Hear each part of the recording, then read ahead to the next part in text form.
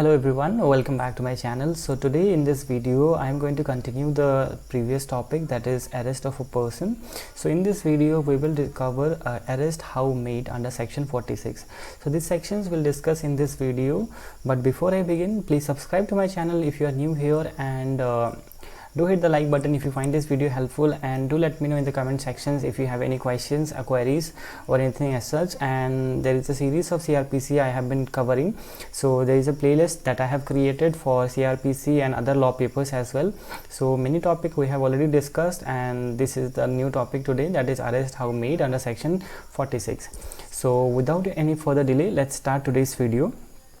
So guys, हमने पहले भी वीडियो में जैसे डिस्कस किया था कि लाइक अरेस्ट कैसे किया जा सकता है, कौन कर सकते हैं arrest by police, arrest by private person, arrest by magistrate. We have covered all those things in the previous video. So in this video हम लोग डिस्कस करेंगे कि अरेस्ट कैसे किया जा सकता है. ठीक है, तो नंबर 1 पॉइंट हम अगर देखिए सेक्शन 46 का, it says that in making an arrest the police officer or other person making the same shall actually touch or confine the body of the person to be arrested. So मतलब यहाँ और unless there is a submission to the custody by the word or action. तो यहाँ पर very simple बात है कि like मतलब किसी भी इंसान को मतलब अरेस्ट करने के लिए बाय द पुलिस और अदर पर्सन, मतलब प्राइवेट पर्सन या मैजिस्ट्रेट या फिर पुलिस, कोई भी अगर किसी को अरेस्ट कर रहा है तो वहाँ पर एक्चुअली टच द बॉडी, मतलब एक्चुअली में टच करना पड़ता है बॉडी को.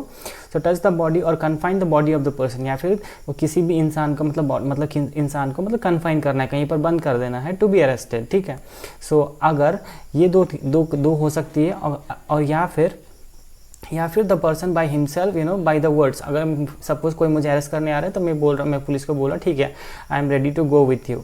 सो वो भी एक अरेस्ट हो सकती है. ठीक है, वहाँ पर ज़रूरी नहीं है कि मुझे पकड़े या फिर कन्फाइन करें, इट्स नॉट नेसेसरी.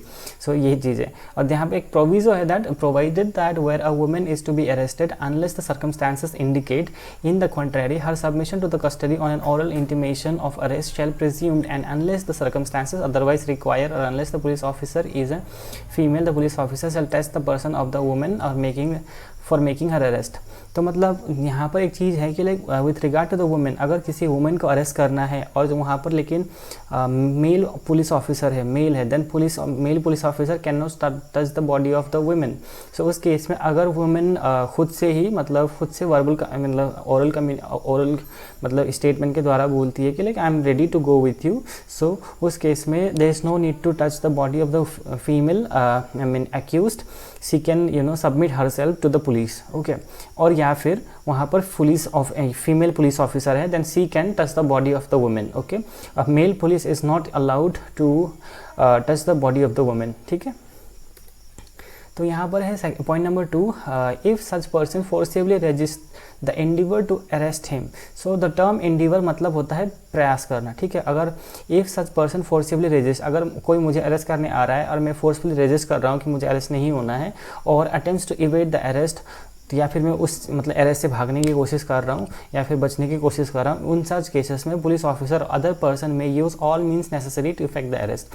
तो उस केसेस में police officer can use anything, वो लोग फोर्स भी अप्लाई कर सकते हैं to arrest me.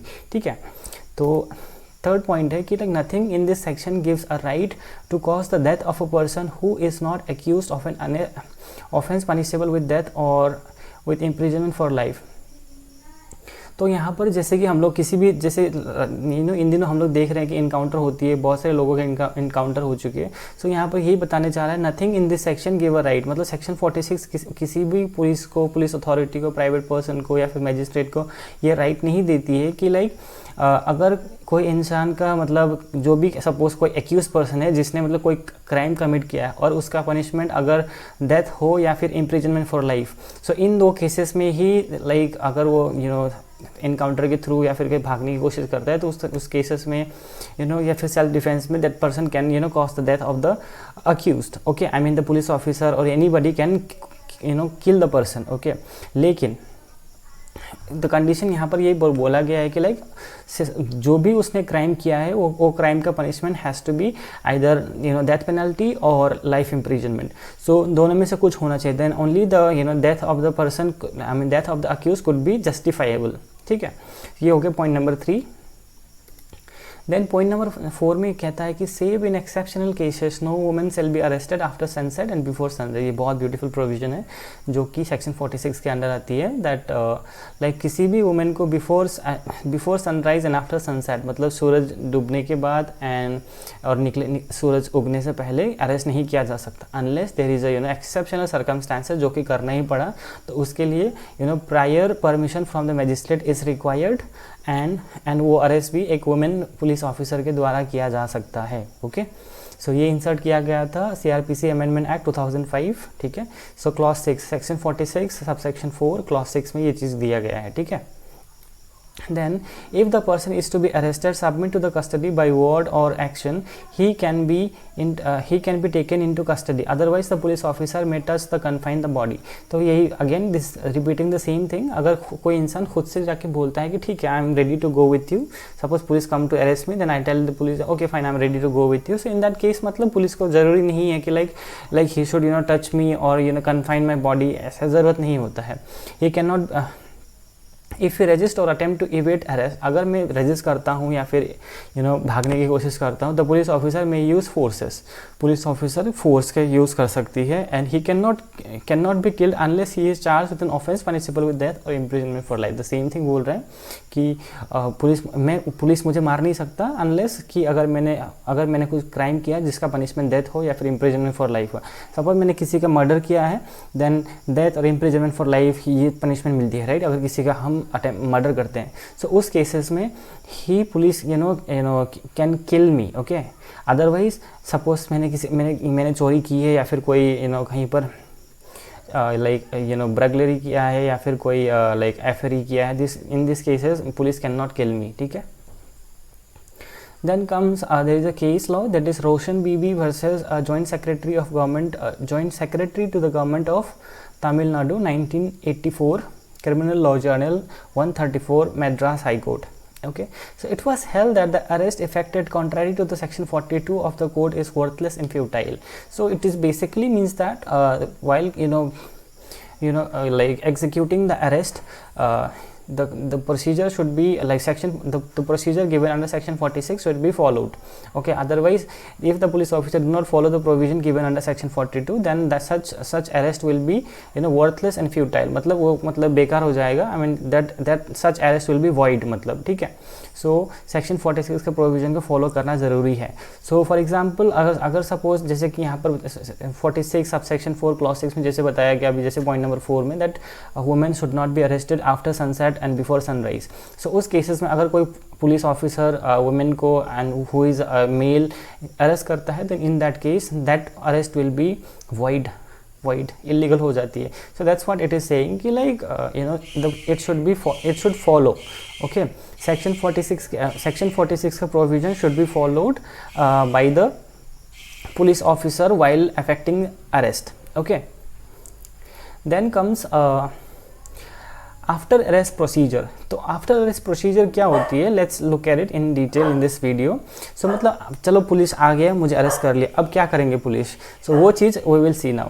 The procedure to be followed is in accordance with the following provisions provided under this code. मतलब कोड के अंडर में दिया गया है, मतलब CRPC के अंदर ही क्या क्या प्रोसीजर्स फॉलो करने होते हैं, okay. So number 1 is thing that according to section 49 of the code, the person arrested shall not be subjected to more restraint than necessary to prevent his escape, okay. So suppose for यहाँ पर बोल रहा है section 49 ये कह रहा है कि लाइक मतलब अननेसेसरी रेस्ट्रेंट ज़रूरी नहीं है, ठीक है। जैसे कि सपोज किसी भी इंसान को अरेस्ट करने के लिए आफ्टर अरेस्ट के बाद या अरेस्ट के बाद, ओके, फेटर्स लगा देते जाते हैं, चेन से बांध देते ये वो, तो this things are not necessary unless it is required, okay. अगर कोई भागने की कोशिश कर रहा है, अटेम्प्ट कर रहा है, तो उन सब केसेस में इन exceptional circumstances more restaurant can be inflicted upon the person, okay. जो अक्यूज होते हैं उसके ऊपर लगाया जा सकता है, लेकिन अगर वो कुछ नहीं कर रहा है, ये चुपचाप से शांति से बैठा हुआ है, then in that case unnecessary restraint should not be inflicted, मतलब जो भी अननेसेसरी नहीं करना चाहिए कुछ भी, ठीक है। और या फिर कोई जाने के लिए रेडी है पुलिस के साथ, okay fine, I'm ready to go with you. So in that case also, handcuffing is not allowed. But if the person is resisting, if the person is running away from the trying to evade the arrest, then in that case the person will be, the police will be, have the power to use forces. So that forces includes the handcuffing as well. Okay. So point number 2 is that according to section 50 of the code, the person arrested should be informed of the ground of arrest. Okay. तो section 50 ये कहता है कि like किसी को arrest करने के बाद the person should know that under which ground they are arrested. Suppose police मुझे आके अरेस्ट करती है तो I should be knowing, I should be inform. मतलब पुलिस का मतलब ड्यूटी बनता है कि police should tell me that under which complain और which crime that I have committed for which I am arrested. मतलब ग्राउंड ऑफ अरेस्ट, अरेस्ट का ground क्या है वो पुलिस को बताने की ज़रूरी होती है. ठीक है. Point number 3 is that if it is bailable offence he should be inform the right to bail. Suppose अगर ये बेलेबल ऑफेंस है, सो बेलेबल ऑफेंस के केसेस में क्या होता है, temporary release from the bail, right. Bail is a temporary release from the bail in the layman language. So क्या होती है, सो इस केसेस में लाइक अगर ये केसेस बेलेबल है तो हमें कैसे पता चलेगी, फर्स्ट शेड्यूल में, फर्स्ट शेड्यूल ऑफ सीआरपीसी में दिया गया है कि कौन से केसेस बेलेबल है, कौन से केसेस नॉन बेलेबल है, cognizable, non cognizable, everything. So अगर केसेस बेलेबल है then bailable, in case of the bailable offence the bail can be granted by either by the court और by the police officer himself. Okay. So इस cases में अगर cases bailable है under the bailable offence, the person accused is arrested, then he should be inform that like your accusation which has been like inflicted upon you, any जो भी आपके ऊपर आरोप लगे हैं कि आपको बेल मिल सकती है as a right to bail. तो अगर मिल सकती है then police should inform the same to the accused person. ठीक है, arrested person I mean. Then fourth number point is that if he is not released on bail, अगर वो bail पर रिलीज नहीं होता है, he must be searched and all articles except wearing apparels must be placed in safe custody and receipt should be issued. Okay. अगर उसको bell नहीं दिया जाता है, ठीक है, then he must be searched and all the articles except wearing apparels must be placed in the custody. सब उसके जो जितने भी चीज़ें उसके पास है, सपोज मोबाइल फ़ोन हो सकती है, कुछ भी वैल्यूएबल आइटम्स हो सकती है, मनी हो सकती है, वॉलेट हो सकती है, तो this things has to be proper custody में रखना होता है. दैट इज सेक्शन 51 बोलते, प्रॉपर कस्टडी में पुलिस को लाइक मस्ट बी कैप रिसीट के साथ पुलिस को रखना होता है वो चीज़ें इन अ सेफ कस्टडी. ठीक है, वो होता है point number 4. Then comes point number 5. If the arrested person is a women the search should be done by a women. Same. ठीक है, उसको बॉडी में क्या क्या है, कुछ भी हो सकती है, तो all this things should B search by a female only. Okay, not by the male. If it is a male then male will do, if it is a female the female will do. Okay, section 5, sorry, point number 5. Then comes point number 6, which says if the arrested person is in possession of any offensive weapons, they should be seized and delivered to the court. Okay, suppose किसी इंसान को arrest किया गया है, उसके पास कोई offensive weapons है, कुछ भी मतलब डेंजरस वेपन है या फिर कुछ भी लाइक सपोज पॉइजन है, कुछ भी है, so those things should be seized, मतलब उसको सीज करना पड़ेगा and deliver to the court, and court में वो चीज़ प्रोड्यूस करनी पड़ेगी. सेक्शन 52 कहता है ये चीज़. ठीक है. Then comes point number 7. According section 53 subsection 1, the accused may be required to undergo medical examination by the medical practitioner at the request of the police officer not below the rank of sub inspector. If the person arrested is a female, she has got examined the female medical practitioner. She has to be examined by the female medical practitioner. Okay. So यहाँ पर क्या कहता है, section 53 subsection 1 कहता है कि the accused may be required to undergo. So मतलब कभी कभी accused को मतलब मेडिकल एग्जामिनेशन भी किया जा सकता है. Okay, by the medical practitioner, किसी मेडिकल प्रैक्टिशनर के द्वारा, आई मीन किसी डॉक्टर की द्वारा, at the request of the police officer, मतलब पुलिस ऑफिसर के रिक्वेस्ट में किसी मेडिकल ऑफिसर के द्वारा किसी एक्यूज का मेडिकल एग्जामिनेशन किया जा सकता है. लेकिन वो रिक्वेस्ट जो पुलिस करता है वो request should be like not below the rank of sub inspector, मतलब सब इंस्पेक्टर के ऊपर के रैंक वाले जितने भी ऑफिसर के रिक्वेस्ट पर ही मेडिकल एग्जामिनेशन किया जा सकता है. If the person arrested is a female, अगर वो फीमेल है, ठीक है, if she has to examine by the and वो भी फीमेल मेडिकल प्रैक्टिशनर के द्वारा ही एग्जामिनेशन करना पड़ेगा. ठीक है, मतलब जो भी मेडिकल चेकअप होती है that should be done by the female medical practitioner only. ठीक है. And point number 8 is that section 53A inserted by CRPC Amendment Act 2005. ठीक है, 2005 में 53A was inserted which provides that for the medical examination of a person accused of rape, अगर किसी इंसान को मतलब रेप के लिए अक्यूज़ किया गया है और attempt to commit a rape, या फिर उसने रेप अटेम्प्ट किया है, तो by a registered medical officer employed in a hospital run by the government और local authority located within the radius of 16 kilometre from the place of offence. So मतलब within the 16 kilometre के radius में जो भी मतलब government hospitals है या फिर लाइक लोकल हॉस्पिटल है, कुछ भी है, तो उसके जहाँ पर मतलब रजिस्टर्ड मेडिकल ऑफिसर रहता है, तो उसके द्वारा अगर कोई इंसान ने रेप कमिट किया है then the person has to commit किया है या फिर अटेम्प्ट टू रेप किया है, सो उस केसेस में under section 53A the person has to be examined by the medical practitioner। ठीक है, ये पॉइंट नंबर 8 कहता है। Then comes point number 9, the arrested person also may request the medical examination in order to disprove the allegation against him। या तो इस cases में अगर सपोज कोई अक्यूज पर्सन खुद ही चाहता है कि लाइक आप मेरे मेडिकल चेकअप कर सकते हो if you want to like to disprove his allegation। Suppose मेरे ऊपर किसी ने केस किया है कि that I have committed rape or I have attempted to commit rape, and so उस केसेस में I can ask the police, I can request the police officer to have my medical checkup done by the medical practitioner to disprove the guilt that I haven't committed that। ठीक है, ये होता है point number 9। Okay, so if you see the point number 10, it says that it is inserted by 2005 Amendment Act, so provides for the identification of the arrested person। मतलब arrested person के identification के बारे में कि जो person arrest हुए हैं वो मतलब सही person है या फिर गलत person है। On the request of the prosecution, the court can grant the court can allow the prosecution to मतलब यहाँ पर क्या identification of the arrested person। ठीक है, तो मतलब अगर कोर्ट अगर चाहता है कि लाइक आइडेंटिफिकेशन इज़ रिक्वायर्ड, मतलब आइडेंटिफिकेशन करना ज़रूरी है, then in that case the court can give authority और से कोर्ट हैज़ द पावर, मतलब कोर्ट को सेक्शन 54A के द्वारा एम्पावर किया गया है to direct specifically the holding of the identification of the arrested person. ठीक है, अरेस्टेड पर्सन का आइडेंटिफिकेशन को मतलब देखने के लिए कोर्ट को पावर दिया गया है कि like whether the person is arrested is the actual person और not. The failure to hold the identification test report would make the inadmissible in evidence of the identification of the court. So मतलब अगर ये अगर नहीं होता है, ये fail हो जाती है, तो फिर वो एडमिसिबल नहीं होगा कोर्ट में। ये कहा गया था Mahavir versus state of Delhi में। ठीक है, देखते हैं point number 11। Now comes the point number 11. According to section 55, when a police officer deputes his subordinate to arrest a person without a warrant, is required to issue an order in writing. Section 55A inserted by 2008 amendment impose on the police officer a duty to reasonable care as to the health and safety of the person arrested under his custody।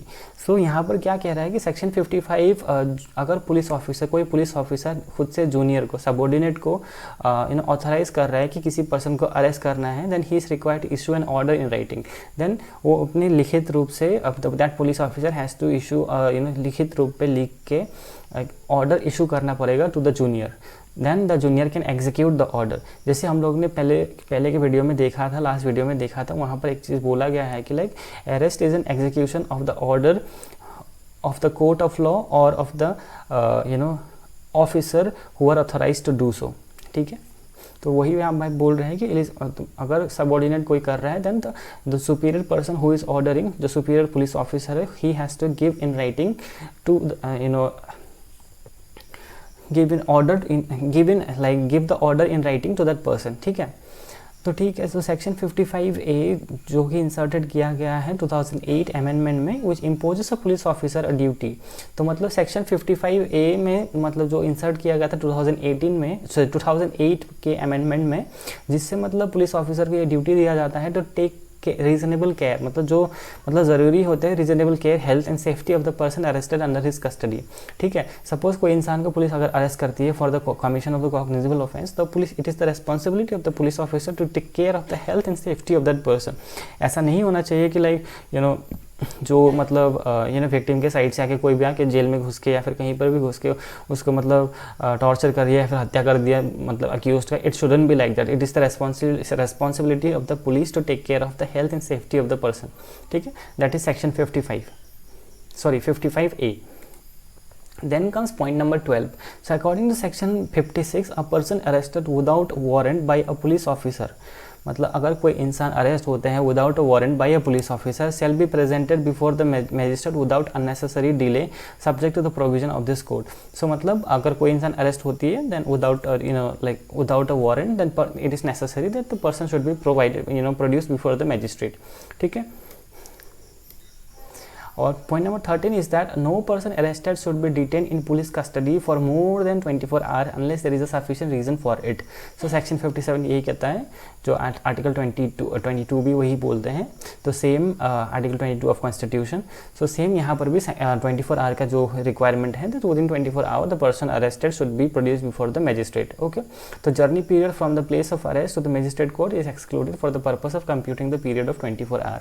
सो मतलब journey के लिए जितने time लगते हैं तो that time will be excluded from that for the computation, मतलब जो count होती है मतलब 24 our.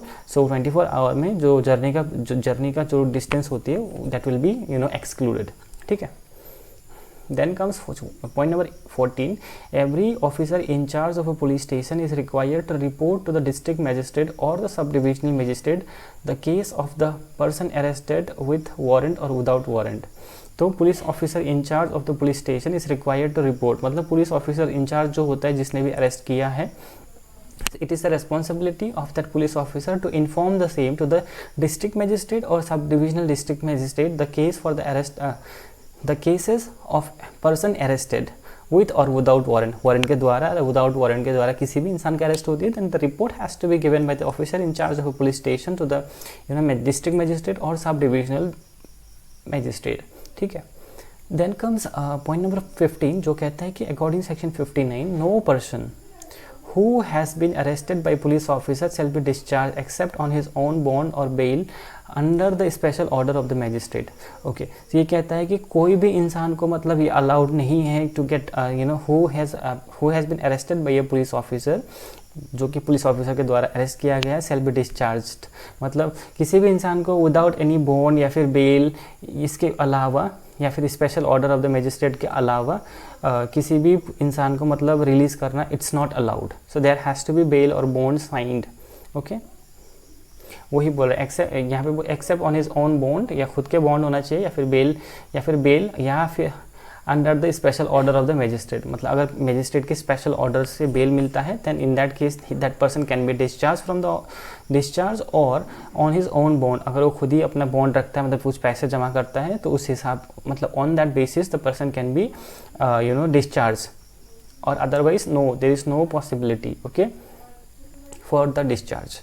Then comes point number 16. If the person escape from custody, अगर कोई इंसान कस्टडी से पुलिस के लॉकअप से भागता है, the person having custody can pursue and arrest him anywhere in India under section 60. So उस इंसान को अंडर सेक्शन 60 के अंदर इंडिया के किसी भी कोने में चला जाए, the person can be arrested again. So section 60A as inserted by 2008, जो कि 60A 2008 अमेंडमेंट के द्वारा इंसर्ट किया गया, एनविसाजेस जो प्रोवाइड करता है that arrest should be made strictly in accordance with the provision of the code. So मतलब जो अरेस्ट के जो प्रोसीजर हैं, जैसे हमने सेक्शन 41 में डिस्कस किए थे, सो उसी हिसाब से ही 41 and 42 all these sections, 43 and 44 we have discussed, and we have also discussed that how arrest how made just in this video. So the procedure has to be followed, okay, whatever the procedures are given under section under CRPC, that has to be followed, okay, otherwise the arrest will be illegal. Okay, for example, if this 24 hour rule is not followed, then again the arrest will be illegal. Okay. Now we will moving to the right of arrested person. So after what are the rights that the arrested person has, so that thing we will discuss now. Okay, so first thing is that CRPC as well as the Constitution of India has conferred certain rights to the person to safeguard the person who is arrested. Okay, so let's see under CRPC what are the provisions are there for the protection of the arrested person. So number 1 is like right to be informed the ground of arrest, that is section 50 subsection 1, कि under which किस ground पे किस बिना पे किसी मतलब arrest किया गया है, the person should be intimated. Suppose मेरा अरेस्ट हुआ है, then I should be inform that under what ground that I am arrested. Okay, that is number 1 point. Number 2 point is that right to bail. अगर मैं किसी arrest हुआ हूँ, then I should be inform कि अगर मुझे bell मिल सकती है या नहीं मिल सकती है. जो भी मैंने ऑफेंस किया है, दैट इज बेलेबल और non bailable, that should be informed. That is also a right. Okay, then comes right to produce before the magistrate, section 56 and 76. ठीक है, produce before the magistrate within 24 hour. Then not to be detained beyond 24 hour. ठीक है, 24 hour से ज़्यादा मुझे police custody में नहीं रखा जा सकता विदाउट जुडिशियल स्क्रूटिनी. मतलब जुडिशरी के ऑर्डर के बिना, I mean without the order of the magistrate, I can not be detain in the police custody more than 24 hour. That is section 56. Okay, then right number 5 is a right to consult legal practitioner, section 303. so suppose कोई इंसान arrest होता है, that person has the right, वो अपने बचाव के लिए किसी लीगल प्रैक्टिशनर, किसी लॉयर का, एडवोकेट का मतलब कंसल्ट कर सकती है. ठीक है, point number 5. Then comes point number 6, right to be examined by medical practitioner. Suppose जैसे कि हम लोग ने डिस्कस किया था अभी कुछ देर पहले कि लाइक अगर कोई इंसान रेप या फिर अटेम्प्ट टू रेप के लिए अरेस्ट हुआ है, then in that case the person to मतलब खुद को डिफेंड करने के लिए, अब एलिगेशन को डिसप्रूव करने के लिए द पर्सन रिक्वेस्ट कर सकता है कि लाइक मेडिकल प्रैक्टिशनर के द्वारा उसका मेडिकल चेकअप हो सके. ठीक है, that is number 6. Then under constitution of India क्या क्या है? Then constitution of India article 22 of the Indian constitution provides that certain safeguards if the personal liberty is curtailed by arbitrary arrest and detention, the right of safeguard under section 22 are available to both citizen and non citizen under the following situations. तो अगर कोई इंसान का मतलब personal liberty arbitrary action के द्वारा cartel होती है, मतलब आर्बिट्रेरी मतलब मनमानी, किसी के मनमानी के द्वारा किसी इंसान का पर्सनल लिबर्टी मतलब वायलेट होती है या फिर डिप्राइव होते हैं, then in that case article 22 जो कि आर्टिकल 2 जो राइट देती है, fundamental right citizen as well as for the non citizens, so दोनों पे ये राइट है. सो क्या क्या है, then we will see now. Whether the arrest or detention is made under the ordinary law for the commission of crime. So मतलब जो arrest हुआ है, whether the arrest or detention is made under ordinary law of the commission of the crime. So मतलब अगर वो जो crime हुआ है, जो कि डिटेंशन हुआ है, वो डिटेंशन मतलब किसी को अरेस्ट किया गया है कि अंडर विच लॉ किया गया है, that there has to be law under which law the person is arrested. Okay, number 2, where the detention is made under the law of preventive detention. So अगर detention under the preventive law के द्वारा अगर किसी को detain किया गया है, मतलब अरेस्ट किया गया है, in this cases article 22 gives the right to the person, arrested person, to protect his fundamental right, that is right to personal liberty. Okay, कि अगर सपोज कोई इंसान को लाइक इसे आर्बिट्ररी एक्शन के द्वारा, किसी मनमानी के द्वारा किसी को अरेस्ट करते हैं या फिर कुछ प्रिवेंटिव डिटेंशन के अंदर किसी को अरेस्ट करती है, सो इन दैट केसेस में the person can go to the court under article 32 or 226 for the writ of habeas corpus, for the release. So all these things, all these rights the person has, accused person has. So this is all for today. Thank you so much for watching this video. I hope you have found this video helpful, and do let me know in the comment section if you are watching this video for the first time. Do subscribe to my channel. I'll see you in the next video. Thank you so much once again.